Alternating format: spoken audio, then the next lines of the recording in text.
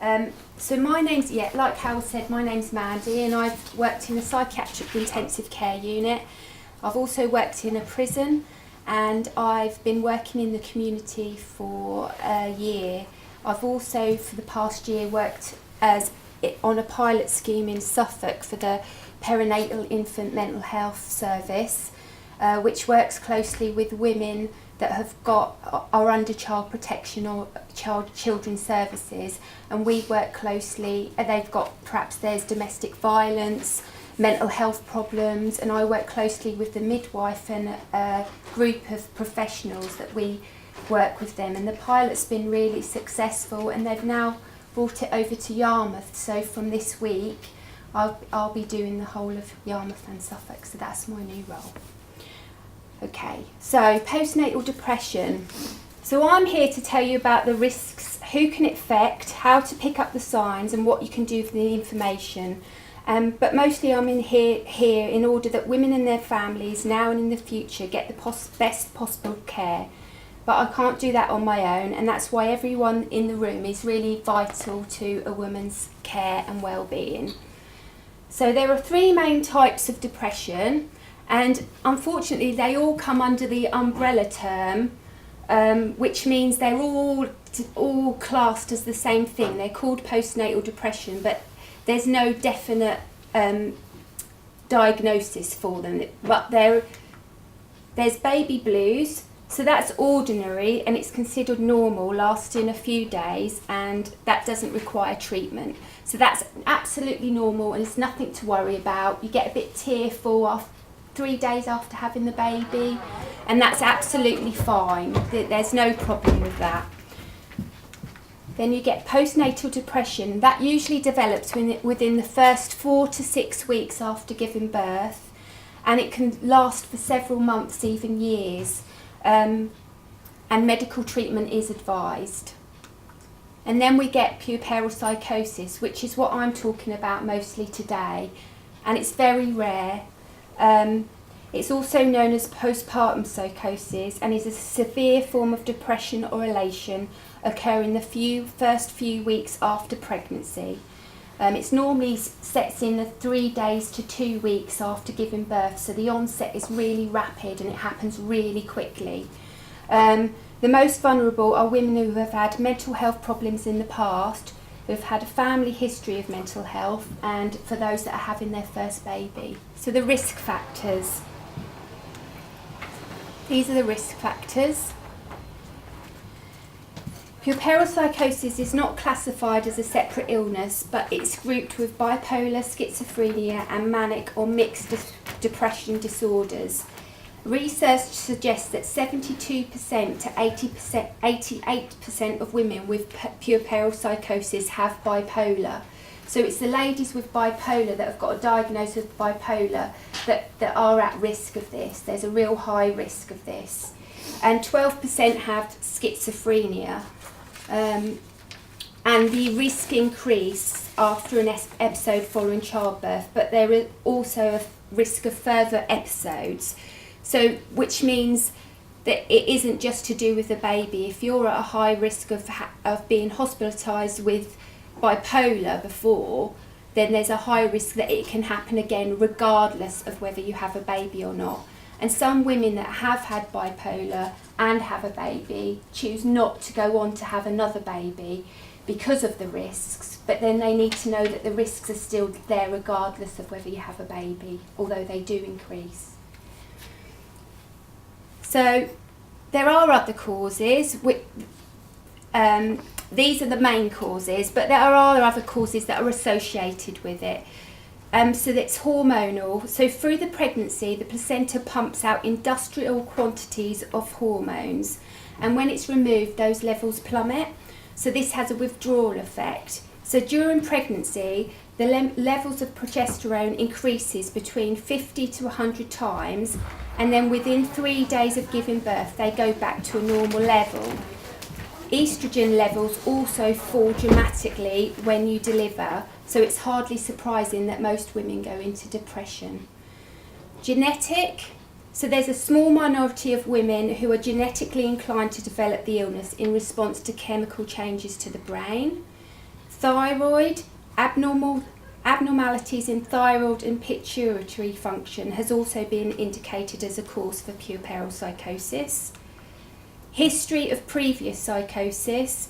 So a woman that has a history of psychosis 2 years prior to giving birth is 100% more likely to relapse. So if a lady has been put in hospital with psychosis and she's got a history of bipolar, and within the 2 years she comes out and becomes pregnant, there's 100% likely that she could relapse again, which is significant.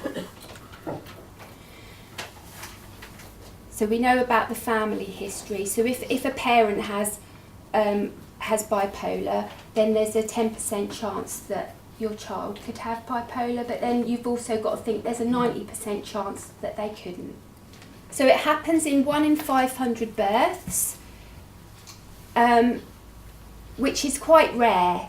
So this is the extreme case. So I don't want you to sit here and really worry, oh my God, this is going to happen to me. It is really rare, and you need to look at the other factors, you know, about the family history, whether you've been diagnosed with bipolar or schizophrenia, and whether it's your first baby. That's another issue. But you know, don't panic. It is very rare, but we still need to know about it, because as I said before, it's forgotten and nobody talks about it, because it is quite scary. It's very scary, and if you've been through it, it's really scary. And I don't want to put anyone off, but I feel that people should know about the risks, because it's the not knowing that causes the problems. If we can't identify it, and carers can't identify the symptoms, then how are we going to recognise this, and how are we going to protect these women and get them better quickly? So it usually occurs within the 2 weeks after birth, and it takes place normally 2 to 3 days after birth, and within the first 2 weeks. So that's the real danger period. There's a high risk if after having the first baby. So there's the general instance is 1 in 500, but the risk doubles in the instance of having ladies that are having their first baby. There's a 50% risk of reoccurrence after each delivery for women who've had a previous psychotic episode. 5% of ladies commit suicide, 4% kill their babies, and as I've said before, it's associated with schizophrenia, manic depression and bipolar. I've put manic depression because years ago that's what we used to call bipolar. The new word is bipolar, but for those of us that are a bit older, you'll recognise that it was called manic depression. So NICE guidelines acknowledges post-natal depression is often inappropriately used to describe any perinatal disorder, and advises clinicians to look at schizophrenia and bipolar when treating psychotic disorder. A survey of 120 women who suffered with psychosis, 55% chose not to have any further children. However, avoiding further pregnancy does not guarantee avoiding further illness. Many women are not made aware of this and therefore make ill-informed decisions about future pregnancies. So they're stopping their family life because they're not informed of the risks, and they're not informed of this. It could happen, but it could happen regardless of having a baby. I also want to touch on the fact that it can happen to anybody, any of us. It could happen to any of us. And yeah, the risks are increased if you've had bipolar, but there's also a risk that it can happen with your first baby. And it can happen to any profession in any walk of life, no matter where you're from. And there is a huge, massive stigma attached to mothers with mental illness, and a widespread assumption by both professionals and the public that women that are mentally ill make inadequate parents. And trust me, they don't. There's a lot of women out there that have got mental health problems, and they're fantastic parents. They just need a little bit of support. Now this is this is a story of Dagsha and Freya Emson. In 2009, I attended a conference dedicated to the memory of Dagsha and Freya Emson. Dagsha was a psychiatrist, and she killed her 3-month-old daughter Freya and committed suicide as a result of puerperal psychosis. Dagsha was an Indian doctor that secretly battled with bipolar, and as she was building her promising career, and she believed the stigma of mental health would ruin her career prospects. So she had informed Docky Health, so that's who we have to inform if there are any mental health problems or any problems, we go through occupational health. But she received no help. She received no advice, she received no support. She became a specialist registrar in the community and trained as a psychotherapist and a cognitive analytical therapist. She came off her medication because she wanted to fall pregnant, and after several miscarriages she gave birth to a much wanted little baby girl, Freya. In October 2000 she became really psychotic and she stabbed herself and her daughter as she believed that she was protecting her from God. The baby survived the attack, but she died from smoke inhalation because she set fire to the premises they were in. And Dagsha, she died 3 weeks later, so they both died from this tragic illness.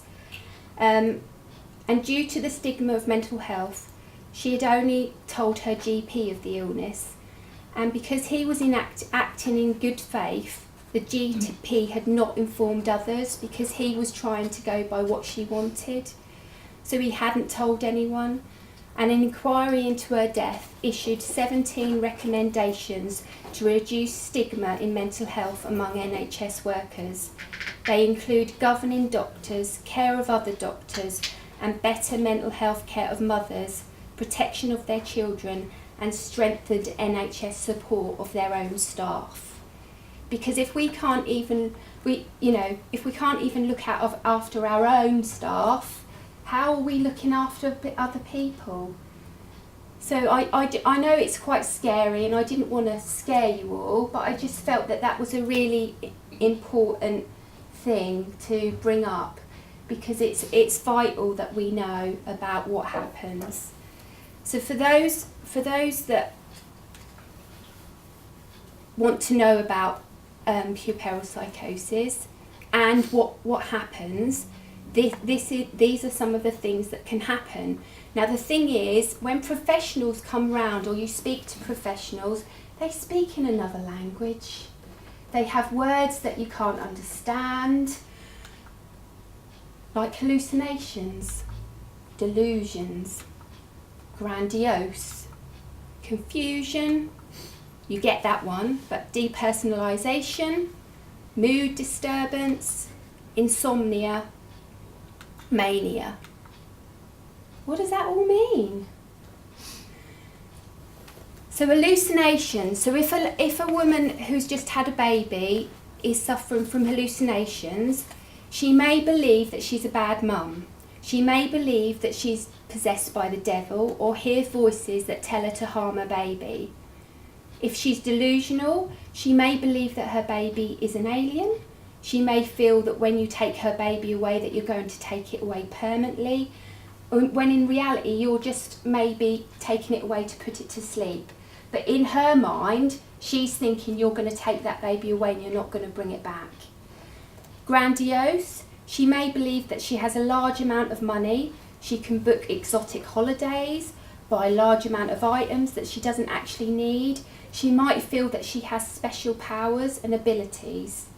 Confusion, she may be confused as her mood may change rapidly and she struggles with what is real and what is not.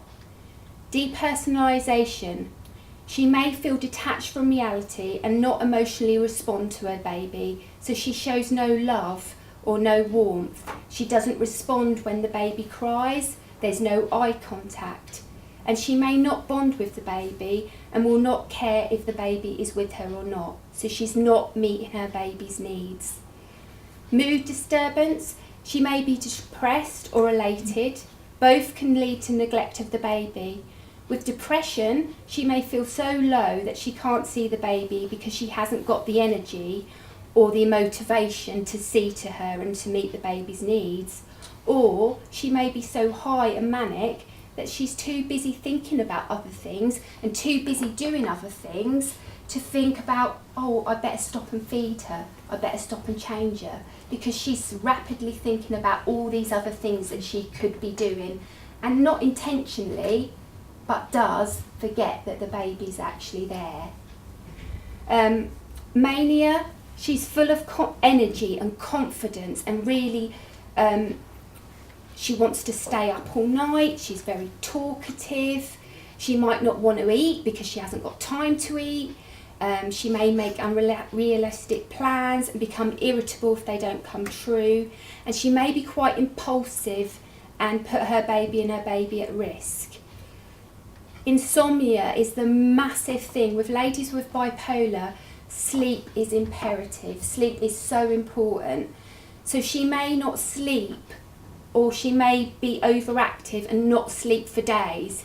Because if you think about it, if you have a long time of prolonged time without any sleep, then you will experience hallucinations and delusions because your mind hasn't shut off. So ladies that don't sleep, you really need to, after they've had a baby, you really need to encourage them to get enough sleep. And that's really hard because sometimes these ladies have been in labour for hours and hours and they haven't had any sleep. And then you'll get someone that comes along and says, you need to breastfeed, you need to breastfeed, which is great, and a lot of mums do want to breastfeed.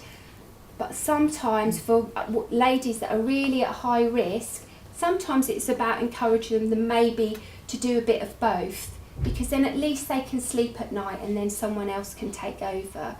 But some of my ladies really want to breastfeed, so it's about encouraging the lady to do what they want to do and how they feel, but making the carers and their husbands and partners aware that sleep is really important. So if she is at home in the day and the baby is napping, encourage her to have a little nap too, you know, just so that she gets her sleep. So where do we go from here? So education. I think information and prevention are crucial functions of perinatal infant mental health service. Improving awareness in primary care is vital, and this doesn't just this includes doctors, midwives, health visitors, and the ability to provide education to patients and their families. Because it's all right, all these professionals coming in and saying this and that and this, and talking about what should be done, but sometimes they don't hear the carers. Sometimes they don't listen to what you've got to say, and you're the one that spends the majority of time with these people.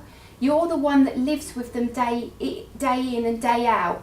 You're the one that's going to pick up on the signs that they are becoming unwell, and you need to be listened to.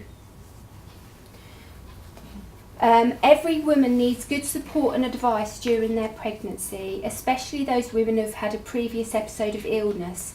Not only is advice needed, but also reassurance and monitoring.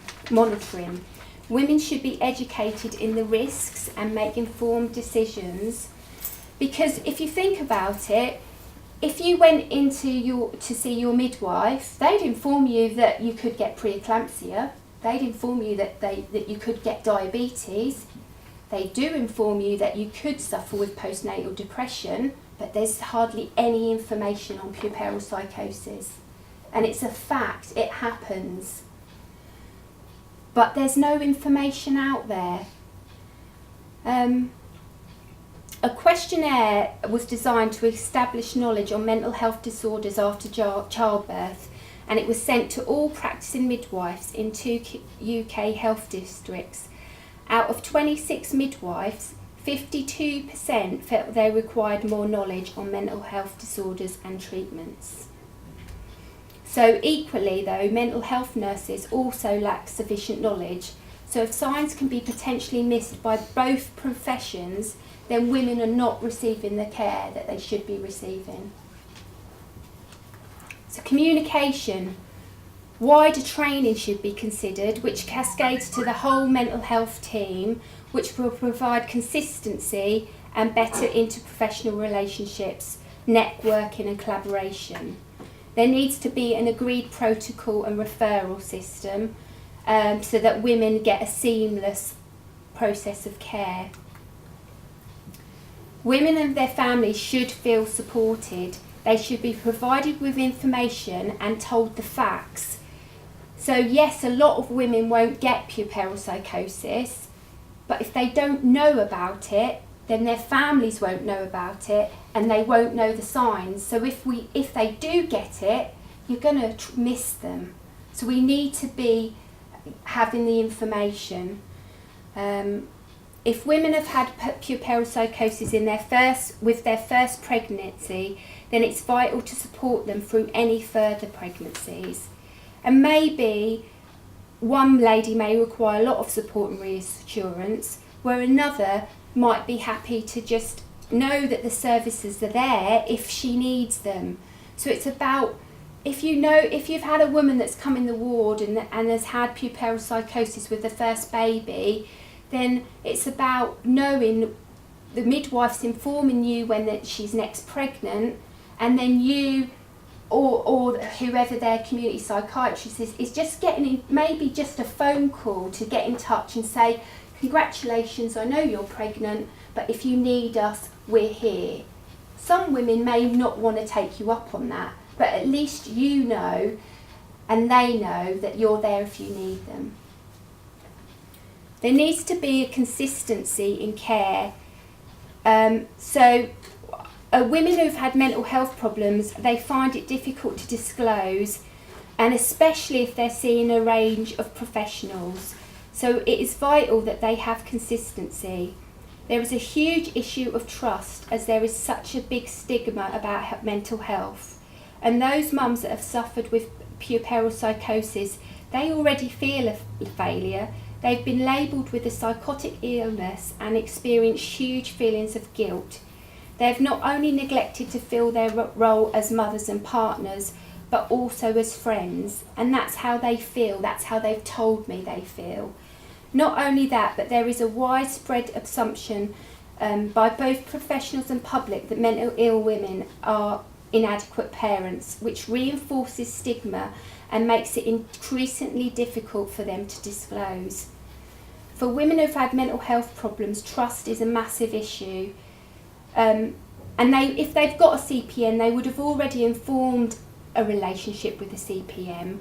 So for me, it's about picking these women up early and booking visits, joint visits with the CPN and the midwife. And that's what I do now in my new role as a perinatal infant mental health nurse.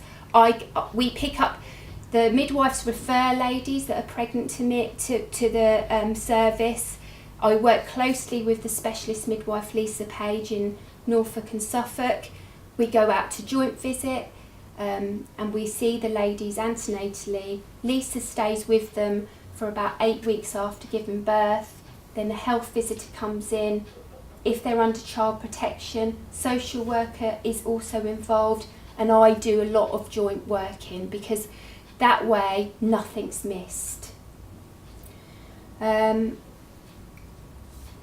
There will be issues of time constraints, and there is arguably that professionals are very busy and they can't all fit it in, but it's about making it work for the woman, because you have 9 months to plan from birth and from conception to birth, and that's enough time. I know some pregnancy are unplanned, but there's enough time to get in those visits. There's enough time to get a good plan together, to get a joint integrated care plan together. There's enough time to look at the risks, and there's enough time to let women make their choices, because if women are prone to becoming unwell, let's find out what they want before they're put in hospital. If they are put in hospital, let's find out if they do want a mother and baby unit, which is out of area, or whether they want to stay closer to their family. It's about letting them have the choice. Don't wait until they're unwell and then say, would you like a mother and baby unit? They're unwell, they don't know what they want when they're unwell. So it's about pre-planning. Be honest about the risks as well, because sometimes it's about knowing what the risks are and knowing how to deal with it. Contraception is important, as women may be on medication that can be harmful to the fetus. So if a woman decides to go on and have children, there's also, I would recommend, a gap between each child, so that there's at least, I'd say at least a 2-year gap, so that you're mentally and physically well. Give your body and your mind a time to recover before you go on to have another baby. A lot of some women who have suffered with bipolar have pregnancies really quickly. Give yourself time. So it's about looking at the medication as well. Pre-plan. If you feel that you want to have another child, then we can look at your medication and you can stay on medication while you're pregnant. There are some medications that are risky to stay on, but if you're pre-planning, then we can plan with your doctor, your psychiatrist, before you become pregnant to change you over to something else prior to pregnancy, so that while you're in pregnancy, you're safe with the medication.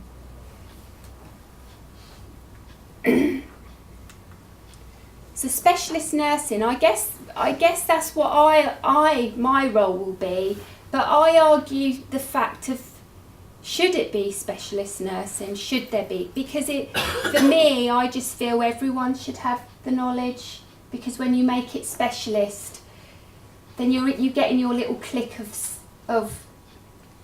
But I suppose if it is specialist, then as long as I'm cascading that information to everyone and doing talks like this and preparing people and showing people about things that can be done, then it's not really specialist nursing, because I'm giving you the information.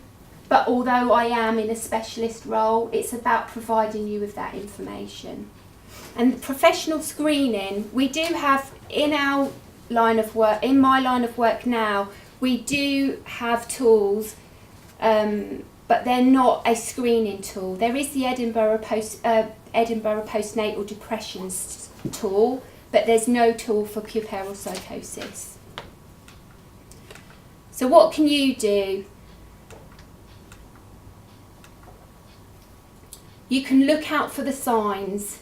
You know what the signs are now, because I've told you about how women can think when they've had a baby. Look out for the signs, pre-plan, be made aware of the risks so that you make the right choices for you and your family. Know who to contact and who to refer to, because women have access to a midwife weeks after they had the baby. So if you're concerned about a relative, speak to the midwife. The midwife can refer her in. Speak to the health visitor. Speak to the GP. They can get you into the services. That's the biggest thing, communication. And always take the partner into consideration, because sometimes I feel like dads are forgotten. And dads are really important, because if mums become unwell, dads step in. Sometimes dads aren't around, and the family are the support network.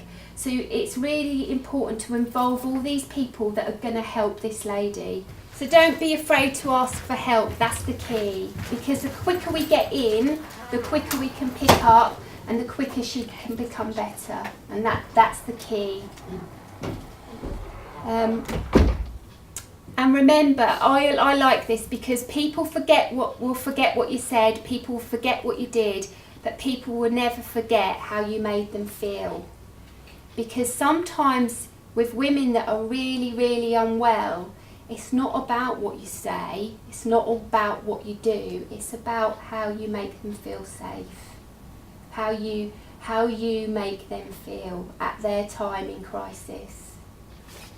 And remember that with the right support, the right facilities and the right understanding of the condition, people can go on to have a full and happy family life. And remember that everyone is an individual and each woman's experience and circumstances are unique. Most women with puerperal psychosis recover fully and become good mums. It is very rare for babies to be removed from women with bipolar disorder. Some women worry that if they seek help for symptoms of mental illness, people may think that they can't care for their baby. On the contrary, seeking help and having treatment means a mother is doing the best for her baby. This is a positive, and once a woman trusts you and opens up to how she's feeling, you can step in and you can help. Our roles as professionals and family alike is to gain their trust and make them feel that they can do that. And that's it. Thank you.